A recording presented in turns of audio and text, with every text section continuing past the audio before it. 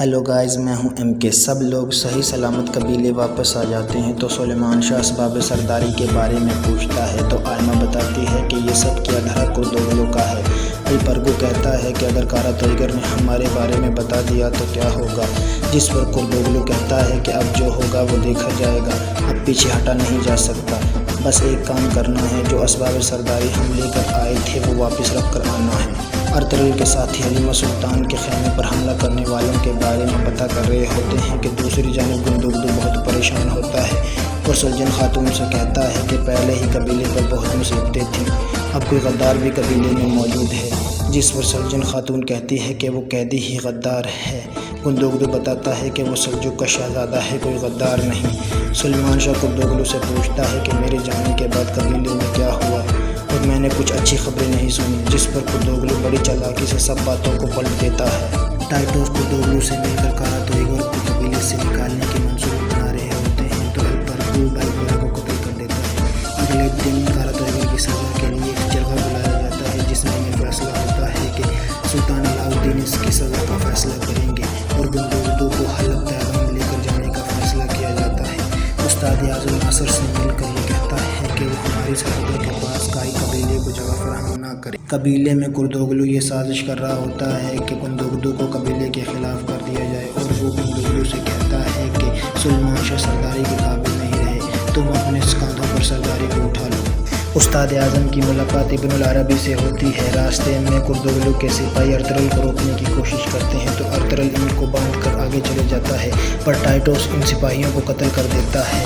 سلیمان شاہ کے بیمار ہونے کی وجہ سے گندوگدو اسباب سرداری پر بیٹھتا ہے اور کردوغلو سے کہتا ہے کہ تم نے قبیلے میں فساد پھیلانے کی کوشش کی ہے، تم نے ان مہمانوں کو بھی مارنے کی کوشش کی ہے، پر وہ کچھ بھی نہیں مانتا اور کہتا ہے کہ تم خود سرداری پانے کے لیے یہ سب کر رہے ہو۔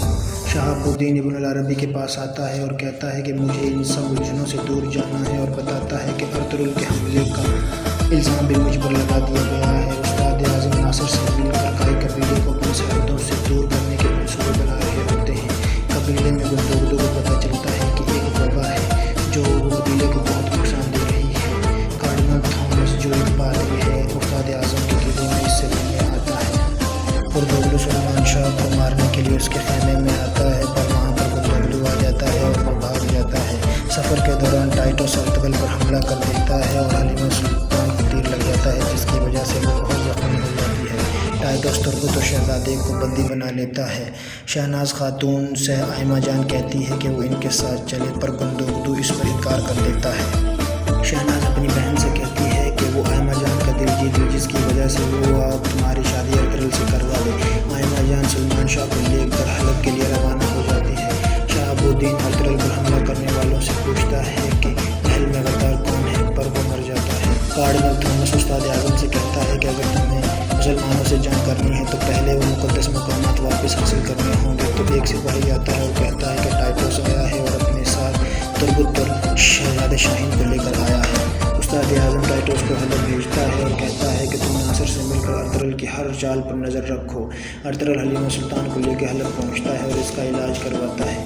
روشان بابر تربت کے لیے پریشان ہوتے ہیں تو ارطغرل شہاب الدین سے کہتا ہے کہ مجھے ناصر پر شک ہے، وہی محل کا غدار ہے۔ شہاب الدین کی کنیز امیر العزیز کو اپنی باتوں میں پھنسا لیتی ہے اور شہاب الدین پر الزام لگاتی ہے کہ وہی غدار ہے۔ ناصر ٹائٹوس سے کہتا ہے کہ میں نے العزیز کے دماغ میں شہاب الدین کے خلاف غلط فہمیاں پیدا کر دی ہیں۔ ارطغرل امیر العزیز سے ملتا ہے اور امیر العزیز کہتا ہے کہ میں نے تمہارے قبیلے میں کوئی وبا کے بارے میں سنا ہے۔ ارطغرل بتاتا ہے کہ یہ سب جھوٹ ہے، سب صلیبیوں کی سازش ہے۔ ناصر شہاب الدین کو جیل میں قید کر دیتا ہے۔ ایک اجنبی شخص ارطغرل سے ملتا ہے اور کہتا ہے کہ تربت اور شہزادہ ہمارے قبضے میں ہے، اور سلیمان شاہ پر بھائی بورا کا بیٹا حملہ کر دیتا ہے تو وہاں پر کردوغلو آ کر سلیمان شاہ کو بچا لیتا ہے۔ ارطغرل سب کو بتاتا ہے کہ تربت اور شہزادے کو صلیبیوں نے پکڑ لیا ہے اور وہ ان سے کہتا ہے کہ ہمیں شہاب الدین کو ہر حال میں بچانا ہے، اب وہی تربت اور شہزادے کو واپس لانے میں ہماری مدد کر سکتے ہیں۔ امیر العزیز کی بہن امیر العزیز سے پوچھتی ہے کہ ہمارا چاچا شہاب الدین کہاں ہے اور کس حال میں ہے۔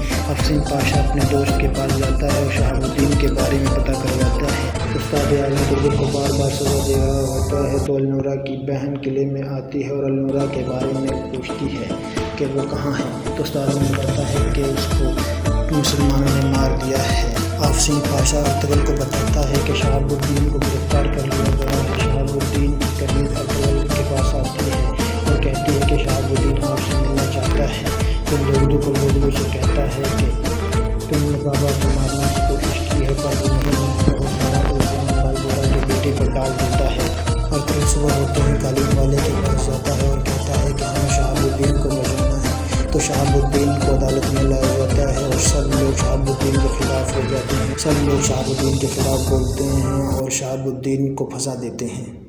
سلیمان شاہ اپنے قافلے کو لے کر حلب کے قریب پہنچتا ہے پر امیر العزیز کے سپاہی ان کو حلب میں داخل نہیں ہونے دیتے اور وہ کہتے ہیں کہ امیر العزیز کی اجازت نہیں، آپ اندر داخل نہیں ہوں گے۔